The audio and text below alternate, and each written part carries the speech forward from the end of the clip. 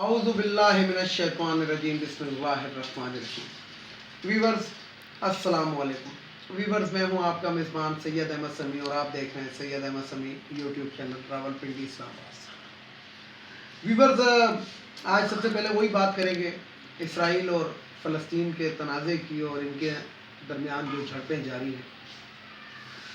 तो बात ये है कि ये जो अदाद व शुमार आज मैंने अपने ज़राए से भी मालूम किया और कुछ और इंटरनेशनल मीडिया से भी ख़बरें मालूम होती रहीं कि ये जो अमवात या शहादतें बताते हैं कि इसराइल के तकरीबन 20 से 25 के करीब फ़ौजी जो हैं ये मारे गए हैं, और जो फ़लस्तीन का बताते हैं कि जो फ़लस्तीनी और तकरीबन 180 या 200 के करीब शहीद हुए हैं, तो नहीं, ये अमवात इनसे बहुत ज़्यादा हैं।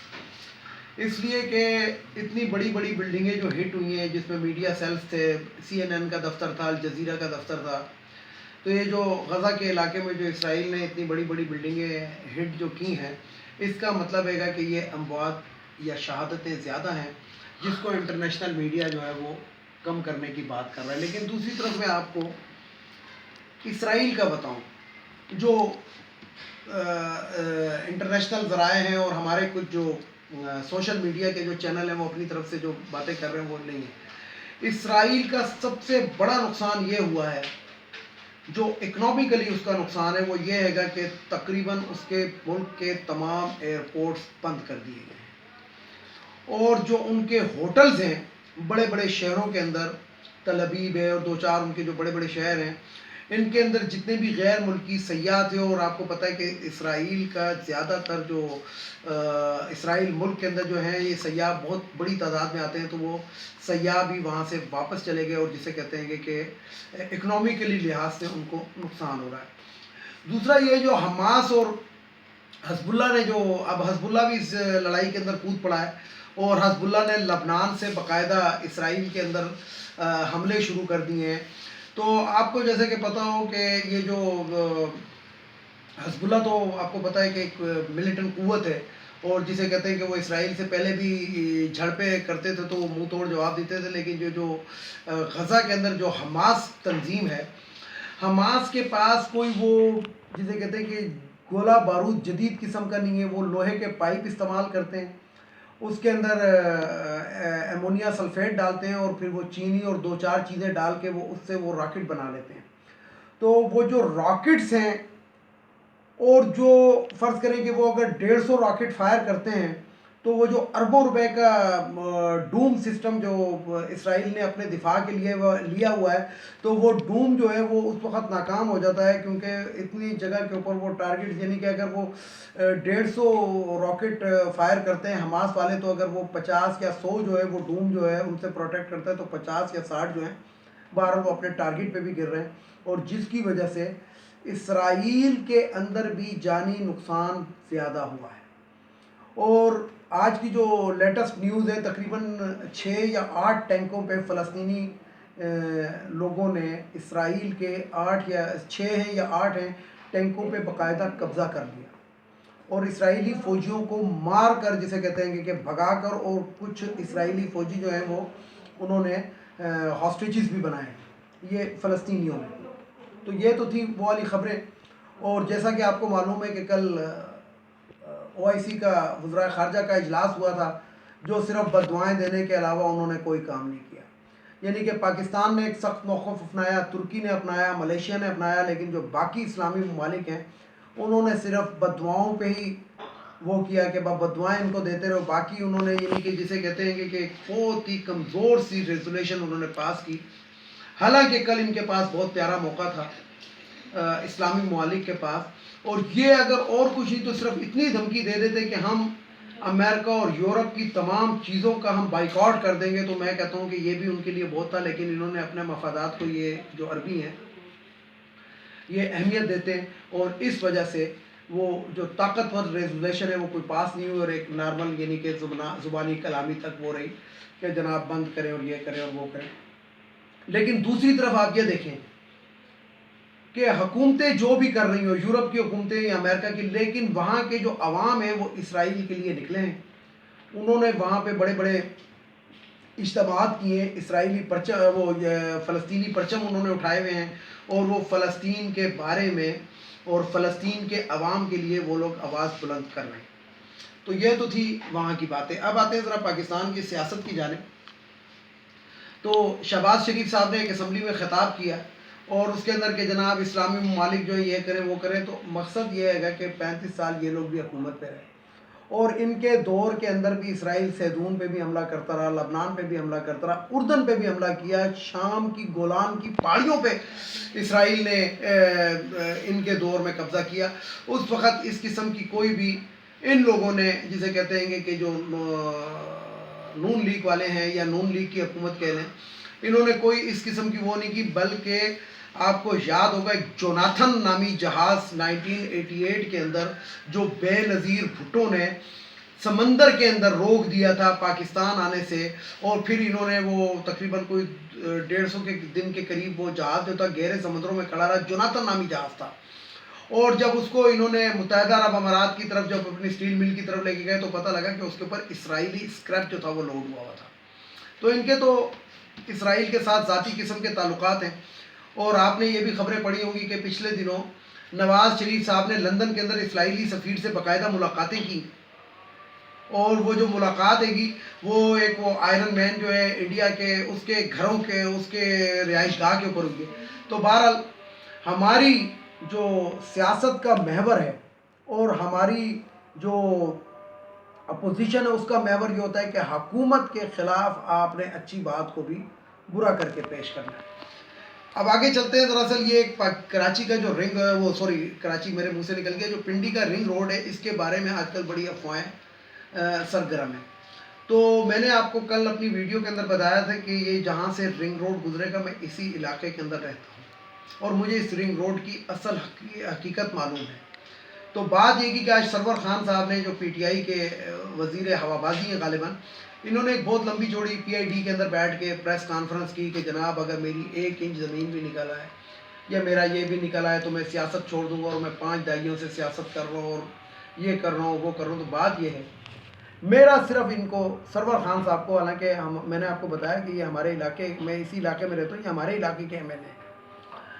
تو بات یہ ہے کہ سرور خان صاحب، بات آپ کے اوپر ایک الزام ہے، آپ اس الزام کو فیس کریں، اور اگر آپ بری زماں ہوتے ہیں، کہیں ایسا تو نہیں ہے جس طرح یہ شہباز شریف ہے، یہ نواز شریف ہے، یہ مریم نواز ہے، یہ فلانا ہے ڈمکانا ہے، ان کے نام پہ کچھ بھی نہیں نکلتا، اور جو اثاثے فالودے والے کے نام پہ، بیری والے کے نام پہ، روئی والے کے نام پہ، گولا گنڈے والے کے نام پہ، کوئی ایسی کہانی آپ نے تو نہیں کی ہوئی؟ ایسا نہ ہو کہ جناب آپ کے نام کی زمینیں ڈھونڈتے رہو، بیچ میں زمین آپ ہی کی ہو لیکن نام دوسرے کا ہو۔ تو یہ ایک ایسی چیز ہے جو پاکستانی سیاست کے اندر بدنما داغ، کیونکہ پاکستانی سیاستدان اس حد تک گمراہ کن اسٹیٹمنٹ سے اپنی دیتے ہیں قومی اسمبلی، صوبائی اسمبلی میں کھڑے ہو کر، کہ جس سے شیطان بھی شرما جاتا ہے۔ میں نے آج ایک، جسے کہتے ہیں کہ ویڈیو ایک میں نے وائرل کی تھی، ایک پوسٹ میں نے لگائی تھی اپنے فیس بک سے، اس کو وائرل کیا ہے، پبلک کیا ہے۔ اس کے اندر باراک اوباما کی جو بیوی تھی جس کا نام مشل اوباما تھا غالباً، اس نے 10 ارب روپے پاکستان کے اندر تعلیم کی ریسرچ کے لیے دیے تھے، جو مریم نواز کے پرسنل اکاؤنٹ پہ چلے گئے، اور اس کا کوئی ریسرچ، کوئی وہ نہیں۔ اور جو اس وقت جو ان کا ایک وزیر تھا وہ اس چیز کو پروٹیکٹ کرتا رہا۔ اس پوسٹ کے اندر میں نے اس وزیر کا نام بھی لکھا ہوا ہے، تو وہ وزیر جو تھا اس چیز کو پروٹیکٹ کرتا رہا کہ نہیں جی وہ اس لیے نہیں دیے اور اس لیے نہیں دیے۔ تو بات یہ ہے کہ پیسے کے نام پہ ہمارا سیاستدان جتنا بدنام ہے، یعنی کہ دنیا کے 10 کرپٹ ترین حکمرانوں کی جو تصویر انگلستان کے ایک اخبار میں شائع ہوئی تو اس میں نواز شریف صاحب کا بھی نام تھا، اس میں زرداری صاحب کا بھی نام تھا۔ تو بات یہ ہے کہ پیسے کے لیے سب کچھ کر سکتے ہیں، اور یہ لوگ کرتے ہیں جو ہمارے سیاستدان ہیں۔ اب پتہ نہیں انہوں نے مرنا ہے کہ نہیں مرنا، یہ میری سمجھ سے باہر ہے۔ اب میں یہاں پہ ایک بات بتاؤں، میں عید کے دن تھے، ظاہری بات ہے کہ اس کے اندر لوگوں نے ملنا ملانا بھی ہوتا ہے، تو میرے بہت ساری ملاقاتیں ہوئی، تو ایک شخص نے، اور میں ان کا نام نہیں لینا چاہتا، تو انہوں نے مجھے بڑے اس سے کہا کہ سمیع صاحب آپ تو ایسی باتیں کرتے ہیں، کیا فوج میں کرپشن نہیں ہے؟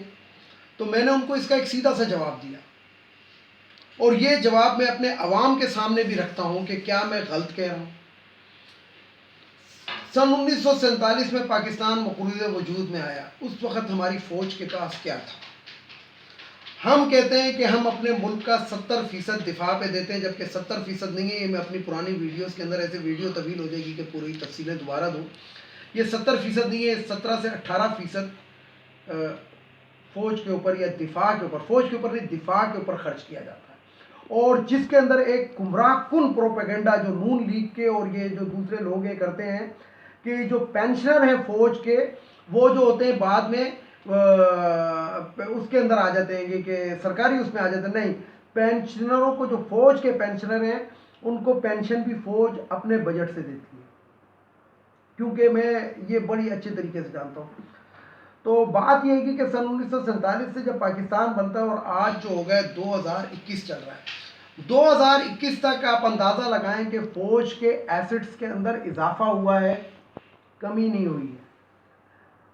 فوج کی قوت بھی بڑھی، افرادی قوت بھی فوج کے اندر بڑھی، پھر فوج کے اندر جدید سے جدید ہتھیار آئے، فوج نے اپنی فیکٹریاں لگائیں، فوج نے اپنی ٹرانسپورٹیشن LLC کے نام سے یا کسی بھی نام سے چل رہی ہے، فوج کی اپنی گڈس ٹرانسپورٹ چل رہی ہے، فوج نے سڑکیں تعمیر کرنا، پل تعمیر کرنا، یہ وہ ہر چیز کی، فوج نے میزائل سسٹم کو آپریٹ کیا اور بڑھا کیا، فوج نے دفاعی پیداوار میں خود انحصاری حاصل کی، اور فوج نے اپنے ہاسپٹلز کو انٹرنیشنل اسٹینڈرڈ کے مطابق کیا۔ تو یہ تمام چیزیں ہیں گی کہ یہ جو جب ہم فوج کا بجٹ دیتے ہیں تو فوج اپنے ذرائع، اس کا مطلب ہے کہ فوج اسی پیسے میں ترقی کرتی رہی ہے، یعنی کہ فوج کے جو ایسٹس جو تھے، اگر جس ٹائم پاکستان بنا تھا اور اگر فوج کے ایسٹس جو تھے وہ فرض کریں کہ 50 روپے کے تھے، تو اب وہ 50,000 روپے کے ہو چکے ہیں۔ یعنی کہ یہ جو وار اگینسٹ ٹیررزم جو ہم نے جنگ لڑی ہے، اس کے اندر 80 ارب ڈالر کا فوج کو نقصان ہوا ہے۔ تو 80 ارب ڈالر کے جو ہمارے ایسٹس تباہ ہوئے ہیں، اس کا مطلب ہے کہ یہ 80 ارب ڈالر کے ایسٹس صرف تباہ ہوئے ہیں، تو اس کے باوجود کتنی مالیت ہوگی فوج کے اندر ایسٹس کی؟ ہمارے پاس طیارے جدید ترین ہیں، ہمارے پاس ٹینکس جدید ترین ہیں، ہمارے پاس میزائلز ہیں، ہمارے پاس روڈار ہیں، ہمارے پاس شپس ہیں، ہمارے پاس کروزر ہیں، ہمارے پاس ڈسٹرائر ہیں، ہمارے پاس سمرینیں ہیں۔ اسی طریقے سے ہم آرٹلری کی طرف جاتے ہیں تو پہلے تو وہ توپیں شوپیں ہوتی تھی، اب وہ توپوں کا دور ختم ہو گیا، کہاں پہ ہم پہنچ گئے؟ اس کا مطلب ہے کہ اتنے نقصان ہونے کے باوجود بھی جو فوج نے ترقی کی ہے، تو اس کا مطلب ہے کہ وہاں پہ کرپشن کم تھی تو ترقی ہوئی۔ اور اب یہی لفظ میں، یہی الفاظ میں اس حکومت پاکستان سے پوچھتا ہوں کہ انہوں نے کہاں سے ترقی کی؟ انہوں نے صرف ترقی یہ کی ہے کہ جب قائد اعظم کے دور میں 16 وزیر وہ چلاتے تھے تو 50 اور 100 وزیر ہوتے ہیں۔ اگر پہلے قومی اسمبلی کی نشستیں جو تھیں وہ پورے متحدہ پاکستان کی، یعنی مشرقی و مغربی کی ملا کے 200 تھی، تو اب صرف مغربی پاکستان کی 300 سے زیادہ ہے۔ پھر اس پہ ترہ امتیاز ہماری حکومت کا اور ہمارے جمہوریت پسند لوگوں کا کیا ہے کہ خواتین کو بھی مخصوص 40% نشستیں دی ہوئی ہیں، جو مفت میں اپنی منظور نظر عورتوں کو دی ہیں کہ وہ جی یہ میری ماسی کی لڑکی ہے۔ یعنی کہ قاضی حسین احمد ایک اسلامی بندے کا نام تھا جو پاکستان کے اندر جماعت اسلامی کا کوئی سربراہ بھی تھا۔ وہ قومی اسمبلی کا ممبر منتخب ہوتا ہے، ٹوٹل ان کی 7 یا 8 سیٹیں تھیں، تو وہ قومی اسمبلی کا ممبر خود منتخب ہوتا ہے، اپنی بیٹی کو لے آتا ہے خواتین کی مخصوص نشست کے اوپر، اور بیوی کو سینیٹر بنا کر لے آتا ہے۔ تو یہ تو ان لوگوں کا حال ہے جو ہمارے اسلامی لوگ ہیں۔ اسی طرح مولانا فضل الرحمان کی شکل کے اندر آپ کے سامنے ایک موجود ہے دین فروش بولی، یعنی کہ یہ میں نہیں کہتا، یہ ایک حدیث میں نے پڑھی تھی کہ اس کے اندر یہ ہوگا کہ جب آخری دور ہوگا تو کچھ لوگ ایسے ہوں گے، یہ جو دینی لبادہ اوڑے میں ہوں گے، یہ دین کو کیش کرنے کی کوشش کریں گے، جس میں مولانا فضل الرحمان کا نام سر فہرست آتا ہے۔ اسی طریقے سے ہم یہ عدلیہ کی طرف دیکھتے ہیں، عدالتوں کی طرف دیکھتے ہیں، تو صرف یہ بتائیں کہ 70 سال میں عدلیہ نے کتنی ترقی کی؟ صرف یہ ترقی کی کہ بینچوں کی تعداد بڑھا دو، ججز کی تعداد بڑھا دو، مراعات بڑھا دو، جناب تنخواہیں اتنی کر دو اور یہ کر دو اور وہ کر دو، اس کے علاوہ انہوں نے کون سی ترقی کی؟ کون سا فیصلہ یہ 1 مہینے کے اندر یا 15 دن کے اندر یا 20 دن کے اندر کر دیتے ہیں. یعنی کہ زینب کا ایک کیس تھا پاکستان کے اندر، یاد ہوگا زینب بچی کا. اس زینب بچی کے مجرم کو پھانسی دینے میں بھی ان کو 3 سے 4 مہینے لگ گئے تھے. یعنی کہ جو اوپن اینڈ شٹ کیس تھا اس کے لیے بھی گواہیوں کی ضرورت ہے، اس کی ضرورت ہے، اس کی ضرورت ہے. اس کا مطلب ہے کہ ہماری عدلیہ نے کوئی ترقی نہیں کی. ہمارے سیاست دانوں نے ترقی کی، صرف اپنی تعداد بڑھانے میں ترقی کی، اور انہوں نے کوئی ترقی نہیں کی. اب ملک کی ترقی کی طرف آتے ہیں. ملک کی ترقی کی طرف یہ اس طریقے سے آتے ہیں کہ ہم نے جی موٹر وے بنائے، ہم نے ایئرپورٹ بنائے، ہم نے یہ بنایا، ہم نے پل بنائے، لیکن یہ مجھے بتائیں کہ کیا یہ ان میں سے کوئی بھی ایسٹ آپ کی ملکیت ہے؟ کوئی ایسٹ آپ کا موٹر وے گروی، اسٹیل مل بند پڑا ہوا ہے، ریلوے خسارے کے اندر، گیس خسارے کے اندر، پیٹرولیم خسارے کے اندر، اور جتنے بھی ہمارے یہ پل شل یہ جتنے بھی ٹول پلازے وغیرہ یہ ہم نے گروی رکھے ہوئے، ٹھیکوں پہ ہم دیتے ہیں. مطلب ہمارے ملک، ہماری حکومت کے تو ایسٹس ہی نہیں ہیں. ایسٹس ہی نہیں ہیں کہ ہم ان ایسٹس کو کیش کر سکیں، ہم اس سے پیسہ پورا کر سکیں.